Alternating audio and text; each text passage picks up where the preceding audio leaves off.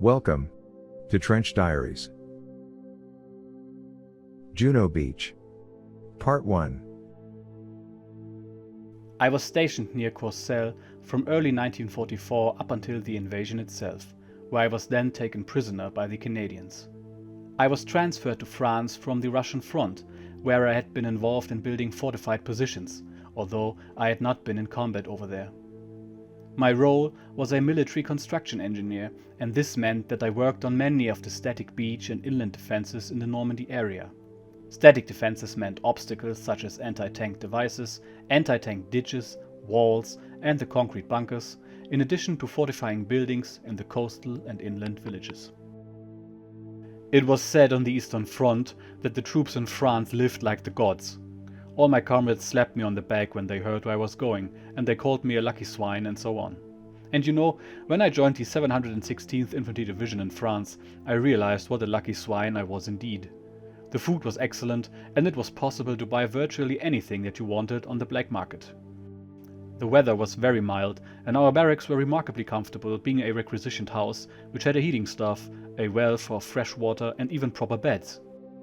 Every morning I thought of my brother in combat in Russia, and I felt extremely guilty. At the time I thought that it would be difficult to face him, when I knew that he had been fighting in all the mud, the snow and the summer heat. Of course, I found later that in June, July and August of 1944 that even such a beautiful place such as Normandy could be turned into an absolute nightmare by battles between men. When you see 100 men in a field who have been killed by artillery shells, and you cannot tell which head goes on which body, or which arms and legs, well, after that I was able to face my brother in the knowledge that I had experienced as much as him. But those spring months of 1944 felt simply too comfortable for me, despite the tension in the air from the impending invasion. I think we all felt that the invasion would happen over the summer. Logic dictated this. The uncertainty was over where it would fall and what form it would take. All I could do, as a junior officer, was to lead my teams and carry out my tasks as thoroughly as possible, and to rely on all the other teams up and down the wall to do the same in their zones. The Atlantic Wall was still unfinished in June 1944, despite Rommel's attempts in the winter and spring to accelerate the building program. I myself was brought in as part of a program to improve and intensify the building of the defenses. The task involved strengthening the existing defenses and deciding on the location of the new fortifications, having them built and fitting them with the equipment that was available. In particular, I was tasked with creating networks of strengthened houses and buildings in the inland sectors and constructing the concrete bunkers ranging from small Tauber types to the larger installations for naval artillery.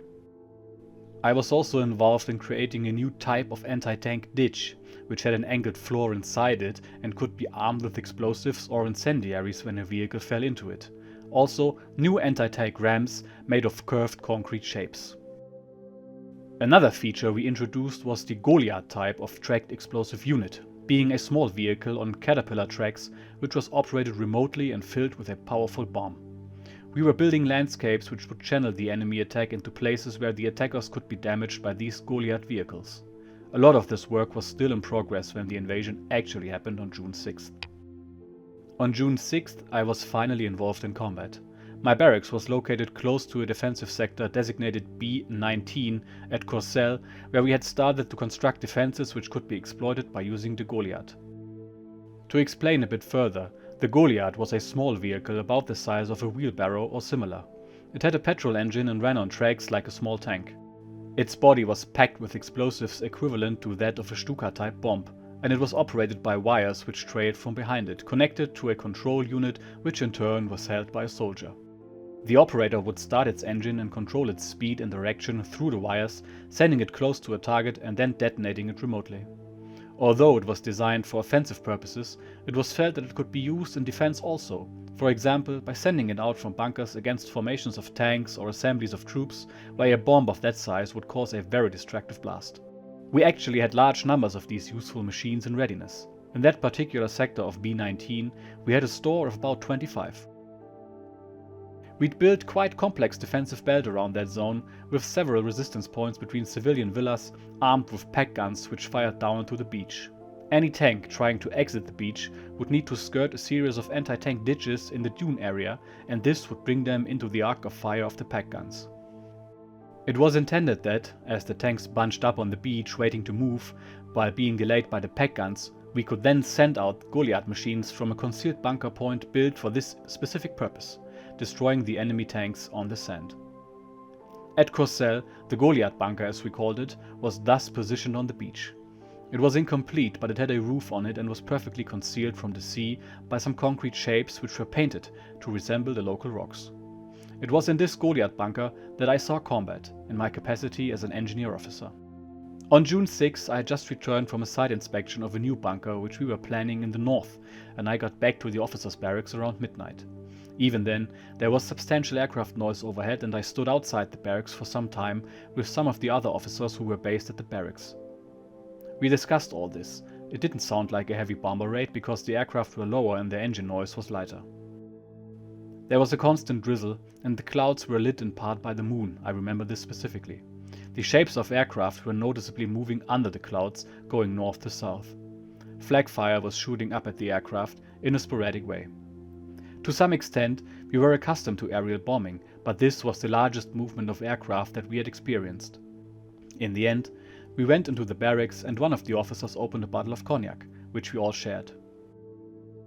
The mood was philosophical, in the sense that if this was an attempted invasion or some other form of initial attack, this might be our last night of peace. This, of course, should prove to be correct. We began to receive communications by messenger that attacks were happening on the southwest, involving gliders. The officers with me were a mixture of infantry, engineers and artillerymen, and everybody went off to their unit at that point. None of us knew what was happening exactly, but the situation was evidently escalating. I think we were all glad to have had that cognac. I myself collected 10 men of my team from the nearby men's barracks who dressed hurriedly. We went to the zone of fortifications at B-19, which was about 30 minutes on foot. There, I spoke briefly to the commander of the pack guns which were sited in the resistance point between the houses, and we agreed to have the Goliath bunker on the beach ready for possible use.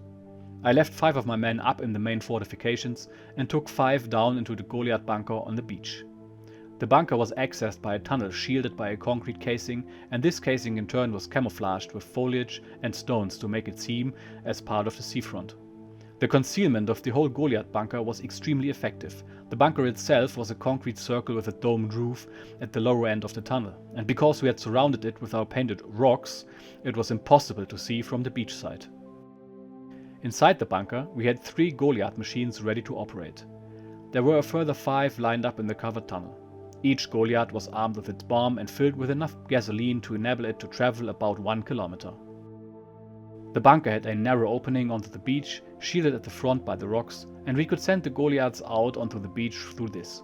We could observe the beach through a vision slit and also through a periscope we had built into the roof, giving good visibility of the beach forward and partially to the sides.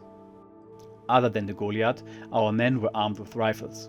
We had intended to equip the bunker with a machine gun, but this had not been fitted as of yet. The real purpose of this post was to be a hidden launching point for the Goliaths, rather than a machine gun point.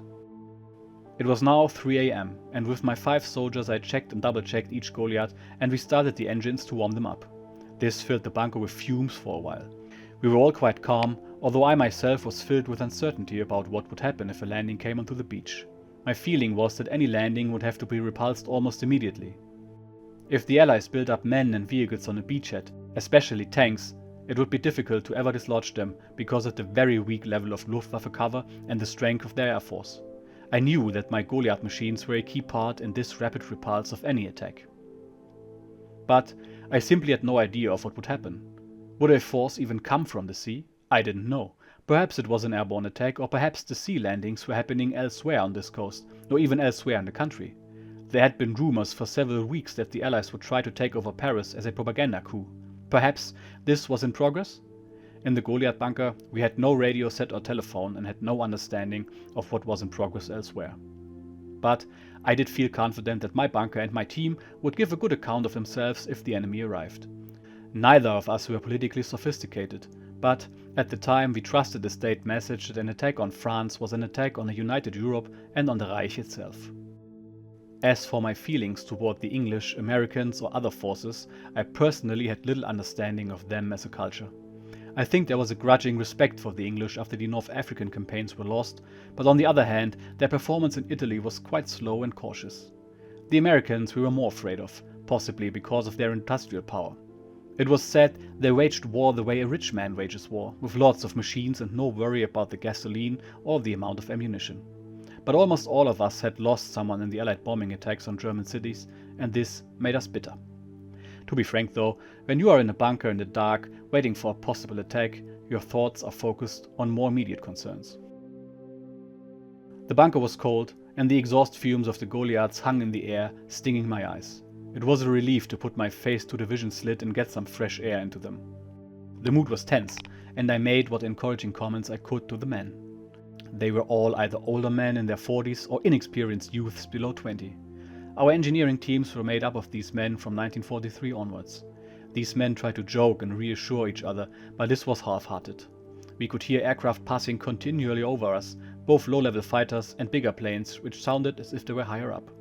First light was starting to break, and through the vision slit I could see the beach, which was looking very wet and pale in this light. The sand extended about 300 meters down to the sea, and our anti-tank girders were set every 2 or 3 meters in this zone. There was a light mist hanging on these girders and also on the sea itself.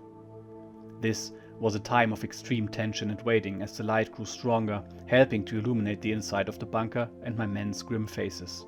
I took the opportunity to remind them of their tasks, which were to prepare the Goliaths, bring further Goliaths down from the tunnel, and to defend the bunker with their rifles if needed. As I spoke these words, which were intended to build confidence, a massive barrage of explosions began on the beach and on the dunes above us. I heard the sounds of falling shells, which was a roaring noise very different to a falling bomb from an aircraft. This roaring was unusually loud, sounding like a heavy engine being accelerated. When the explosions began, I realized that they were of an enormous caliber, much bigger than any artillery I had heard before. I also had been bombarded before in Italy, but this was a different order of magnitude.